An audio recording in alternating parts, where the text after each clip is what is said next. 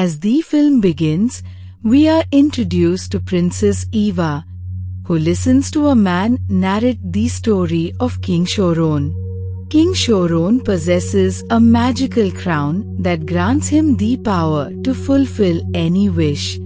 This crown can make dreams come true, and many desire to claim it for themselves.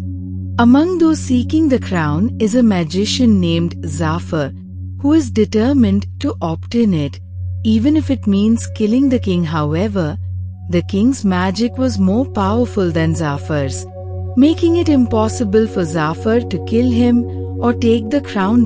Enraged, Zafar cursed the king, declaring, "You will remain alone for thousands of years, and anyone who looks at you will turn to stone." Eva doesn't believe all this, but the man says, "No, Princess, all this is true." He says, "You can cure your father with the magical crown of the King." Shoron was sick for a long time. The scene cuts, and we are shown a blind man named Martin, and he is a good blacksmith. He makes the weapons of all the soldiers of the king. He was making weapons that a man comes and asks if king is preparing for war. Meanwhile, Martin's mom comes and says no, the king is sick and his advisor is preparing for war. Without taking any order from him, he is disloyal and he wants to occupy the king's empire. Here we see Eva comes to her dad and says, "I have found that there is a treatment for you. I will definitely bring Shoron's crown to heal you," she says. But the king replies, "No, my love, these are just tales. There is no Shoron and no magical crown. Instead, focus on finding a worthy match to marry. Then he will handle all my empire." Hearing this, Eva was about to leave being sad, but Hojo stops her. The king's consultant, he tells Eva that the story of the King Shoron is true. He says your dad has hidden the map having the way to go to Shoron's palace. Actually, many people went to find Shoron's crown, but none returned till today. That's why the king is scared to send anybody there. But if you would have a brother, he would take this risk for the king. Eva agrees with him without thinking that he must be playing a trick, and she steals the map from the king's room at night. Then she gets on her horse and leaves to bring Shoron's crown. Before leaving, Eva wore a long gown, due to which the soldiers couldn't recognize her, and they stop her considering a thief. But Eva left while pushing everyone with her horse. Hojo was watching all this. He didn't stop her and conveys the news to the king that Eva ran away from there to get the crown of the King Shoron.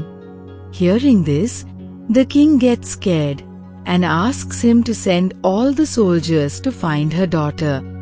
"I need my daughter alive, safe and sound." Hojo says this isn't possible because I have no authority to order anyone. I can do the task of finding your daughter if you will declare me the king here. The king, who was worried about his illness, now can't bear the sorrow of his daughter, so he makes Hojo the king until Eva returns. Hojo becomes happy to hear this because his plan worked properly. None return till today from the King Shoron's palace. He doesn't send anyone to look for Eva because he don't need her. Hojo goes to his room and talks to someone in his magical mirror, to whom he tells that the king has made him the new king here. "Soon, I will attack the other empires and will make them mine, and then will rule the whole world. Look, the princess is on her way to King Shoron's palace, and she will pass by you. Make sure she never returns." Their talk was over, and we are shown Martin on the other side in the forest. He was completing all the tasks exceptionally well, even though he was blind. Now, he brings a Christmas tree home, and his mom even scolds him, asking why he puts himself in danger every day. Martin says, "Don't you worry, Mom. I can do everything. I don't have eyes, but my other senses work very well. He brought a Christmas tree because Christmas was just a few days away, and he wanted to decorate it himself. Meanwhile, it is shown that Eva also reaches their city. Eva has to make her old sword sharp. When she asked people about a blacksmith, they take her to Martin's house. Martin goes near her and asks, "OW, may I help you?" Eva says, "I want to make my sword sharp and also want to make my horseshoe." Martin says, "You can stay with my mom until I do all this." Listening to him, Eva knocks at his door. As the lady comes out, she becomes excited as she recognizes Eva. She confuses to see the princess at her house and couldn't understand what to do. She makes her sit at her house and presents everything in front of her. They start talking. After a while, Martin brings the sharp sword to her, and Eva tells them that she is heading to Choron's palace. But Martin's mom gets scared to hear this. She says, "Why are you taking this risk?" None returned from there till today, but Eva says, "I have to make my dad fine somehow. I have to take this dangerous step." Martin's mom knew that Eva will not listen to her, so she asks her to stay there tonight. She says this is a dangerous journey, so continue it in the morning. Eva goes to sleep after this, and Martin says to his mom, "Mom, I will also go with Princess Eva." Hearing this, his mom says, "Are you a fool? I will not let you go in this danger." Martin says, "Mom, we can't let the princess go there alone." Seeing Martin's stubbornness, she doesn't know what else to do and secretly adds sleeping pills to his tea.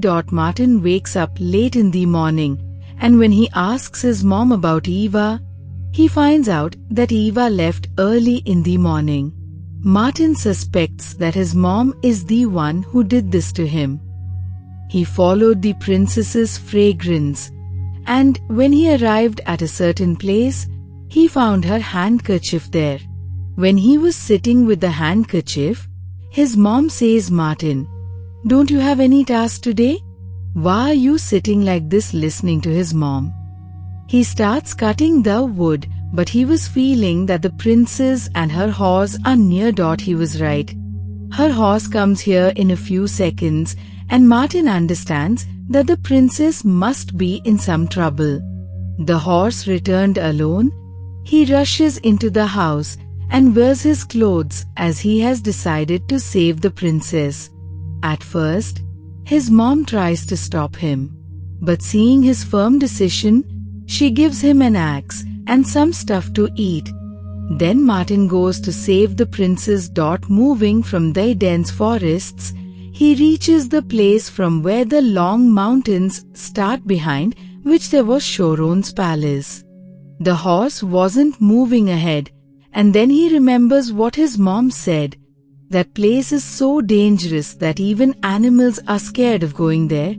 He understands that the horse will not move. He has to move forward alone. He reaches a path while knowing the way. With the help of his axe, there was a road and a door inside it. The door looks like Choron. There was a goblin sitting in the ear of Choron's statue. He understands to see Martin that he is blind. He makes him fool and says, "I am a guard here, and you can't move ahead without giving me something." Martin confuses and says, "I am an ordinary blacksmith. I have no coin to give you." Then Goblin asks, "What is in your bag?" He says, "Just food stuff," and Goblin mouth watered. Martin places a bun at a distance so that the guard will pick it. He doesn't know that it is a goblin. When the goblin tastes the bun, it was yummy, and being greedy, he gets into Martin's bag. Martin understands with the noise that there is someone, and he captures Goblin. He was surprised to capture such a tiny man. Martin said, "You are so small, yet you tell such big lies, and you also steal." Goblin says, "Actually, I feel so much hunger, and I don't get food for days in the forest. How can I leave this tasty food?" Martin laughs to hear this and gives him another bun. The goblin becomes happy and decides to help him. He tells him that, "I know you have come here in search of the princess. On the way, you will meet a witch and she will help you to find the princess. But don't get stuck in her trap. But if she would take you to her home, so bring her cat with you." Hearing this from him, Martin continues his journey, but we see Goblin still chasing him for his food. On the way, a stream comes which he guessed with his axe. To know its depth, it throws these stones in it and discovers that is not much deep. He can cross it. He takes off his clothes and crosses the stream, and then again wears his clothes to continue his journey. After crossing the stream, he meets the witch at a distance, about whom Goblin told him she has a strange face. When Martin asks her about the princess, the witch says, "I don't remember things. Maybe the princess come here, but I don't remember where she went. I wrote all my things in my diary, and if you want to know, then come home. I will tell you after reading it from my diary that in which direction she moved." Innocent Martin goes to her home while getting trapped in her talks. The witch makes him sit on a stool and thinks that today she will eat this blind's flesh. Now to trap Martin, she mixes some medicines in the milk and gives it to Martin to make him unconscious. As Martin smells it, he feels something is fishy and remembers what Goblin said. He told him to stay alert from this witch. Now he uses his mind and says, "I hear voices from outside. Maybe someone is calling you." The witch runs out to get a second prey. Meanwhile, Martin exchanges his milk with the witch's cup. The witch returns and says there was none outside. "It must be your delusion. Now drink your milk, hurry up." Martin drinks it. Then he starts acting like he is fainted because he knows that the witch will not refrain. She quickly lit the fire, determined to cook Martin today, but suddenly fainted. When she comes to her senses, Martin hung her upside down on the boiling water. He says, "Tell me about the princess, otherwise I will make your soup right now." The witch gets scared and she tells Martin that in which direction she went. After it, the witch says, "Get me down," but Martin leaves without freeing her. Martin moves ahead and the problems were increasing on his way. The mountains were bringing troubles on each step. This mountain was at height. He was facing difficulty to climb on it. Here, Goblin says to help him that the mountain you are climbing on is thin. You will get stuck if you will fall. It wouldn't be easy to come out, but Martin keeps on climbing up while guessing the height with his axe. The witch also cuts a rope with the help of an axe and gets herself free. She immediately starts talking to someone in the mirror. It was Hojo, whom she tells that, "I think now your curse will break." Hojo says, "What nonsense? I have cursed him. I am the real Zafar. I am the magician who cursed him, and I am alive for thousands of years. I am not dead, so how can that curse break?" The witch says if someone will spend a day with Shoron without seeing him, his curse will end, and now a man named Martin will end your curse because he is blind and moving towards Shoron's palace. He becomes furious to hear this and immediately comes behind Martin through his black magic.